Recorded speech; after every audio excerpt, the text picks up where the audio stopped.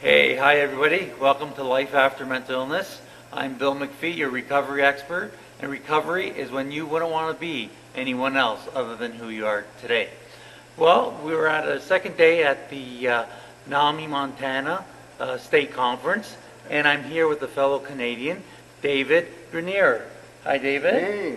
And David spoke today after I did, and David has a very interesting story. So we'll kind of maybe take it real early before we tell the audience what you do now and everything like that. Let's go back quite a few years and tell us a little bit about your story. Well, I have depression, and my depression began when I was 16. Wasn't diagnosed till my 30s, so I went around for almost 20 years with undiagnosed, untreated depression. And during which point, when I was 17, I attempted suicide. And and I went during those years. I thought everyone felt like that. I was going to ask. I didn't know I was depressed. Yeah, so I thought everyone, everyone didn't want to get out of bed. And right, stuff like that. right. Yeah. Well, you just thought it was a teenager thing too, eh? I didn't know. Phase. It just seemed like I thought it was normal. Yeah, and nobody back then. Nobody talked about depression or anything. No, not really. Wow. So, well, thank God you didn't follow through with the suicide. It was very serious suicide. It's very serious with depression. I mean, one thing is that what I tell people, David, is that if you leave a untreated depression, eventually it will go away. However, that's dangerous because what so happens so many times is if you are in a depression, a chronic depression, you could have suicide. You might commit suicide before your depression goes away naturally. Well, so that's why medication is so important. But in my case, it didn't go away. Okay, it was so steady. it was steady. I mean, it was there for 20 years, and still, sometimes I have this something, I don't know what it is, but medication seems to last for about 2.5 years, and then my psychiatrist has to find a new combination because I start to get depressed again. The medication stops working. Okay. Yeah. Wow. And so that was in Vancouver. You did that. And so you went through high school. Now, did you go to college? I went to a place called the Counselor Training Institute, and that's where I got my training and licensing. Okay. As what? I'm a counselor. Oh, you're a counselor. And a stand-up comic. Yeah, okay. I knew you're the stand-up comic, but I didn't know you were a counselor as well. So you have a degree in counseling then? I have a certification.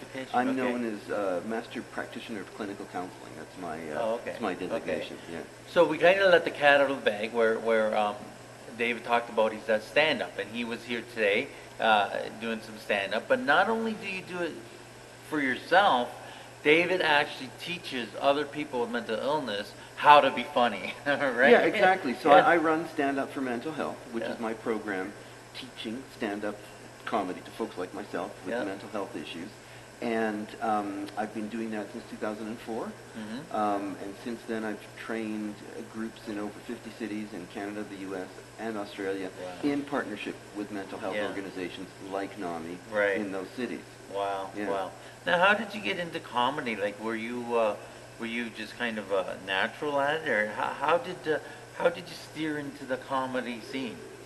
Well, before I got depressed, I was always the class clown. I was always the kid making smart-ass remarks or playing pranks and all that kind of stuff. And I lost that when I got depressed. Yeah. But once I got on meds and started feeling better, it's sort of, I all of a sudden get this feeling like, something, I think I want to do stand-up comedy. Yeah. So at the time, I was a trainer at the Vancouver Crisis Center, and so I had a captive audience, right? It was great. People had to laugh at my jokes. So it was awesome. But, so I finally decided to go and do an amateur night at a comedy club. And there was a big club, sat about 200-300 people, and there were maybe 25 people there that night, and they put me up first. And it was like a big empty cavern, and I just you were first. They oh my! They usually put the new guy later, just sort of throw you into the and I didn't get a single laugh. Oh really? And that was the introduction to my comedy career. It's funny because I was telling David earlier during the conference. I like watching biographies and that and. The recent biography I watched was for Jerry Lewis. And Jerry Lewis, his father was a singer, and so he had Jerry with him singing and everything. But what happened and one night when they were doing a gig is that Jerry Lewis accidentally fell into, the light pit or some kind of pit on stage, and everybody laughed. And he heard that laughter, and right there he said, you know what? I'm not a singer. I like the feeling when people laugh, and it is such a great feeling. Yeah, it really I got to tell you, when I was going through my depression, with my schizophrenia and then becoming depressed, for a while there, I didn't listen to the radio at all. I got no enjoyment. My sense of humor was gone. Absolutely nothing was funny. And then when it started coming back, that's a good sign when you got when your sense of humor starts coming back. And I can remember going to group therapy and that, and we'd be talking about with the different guys in group, and we'd talk about our incidences and some of the things we did in psychosis, and we'd laugh at each other, And then I can remember the counselor coming in and saying, wow, this is amazing. You guys can laugh at your psychosis kind of thing, But it's true. You're getting better when you can start laughing, totally right? true. Yeah, definitely. And humor, as you must think, is self-directed. Like there's nothing funnier than making fun of yourself, right? Yeah, for sure. Yeah. I remember. What did I see? I lost the train of thought, but the comedy is really good. So let's talk a little bit about comedy. So let's talk about. So who are some of your when you said you standed up there and you got no laughs? Who are some of your mentors? Do you like the old comedy, or what was funny to you? Well, I like a lot of the. Let's see. I like Joan Rivers. But I also like a lot of the new guys like Jim Jeffries and Bill Burr and Louis C.K. and there's a Australian guy called Steve Hughes. So yeah, there was my son and I would show him all these old things like all those shows like the Andy Griffith Show and F Troop and all these shows, and I got him hooked on Life with Louis Anderson. Anderson did a cartoon thing, Life with Louis. But I gotta tell you, I know a lot of people don't like Woody Allen, but I love Woody Allen. I love that humor, his way of humor and everything like that. But you know what? When you're teaching other people with mental illness, you're teaching them, and to see them smile or to see them get themselves and to laugh, and that must be one of the greatest feelings, to be able to take somebody and kind of make them, transform them into somebody who's funny, or at least working on it, right? Yeah, it's great. The way I describe it is I take folks like myself and I turn them into stars. And so they get to be stars, and they get to have that experience of making people laugh and feeling. I mean, it's a wonderful feeling. It's the best high. And it's free. It's legal. There's no side effects. It's just amazing. Yeah. It's really, comedy is really a lot of fun.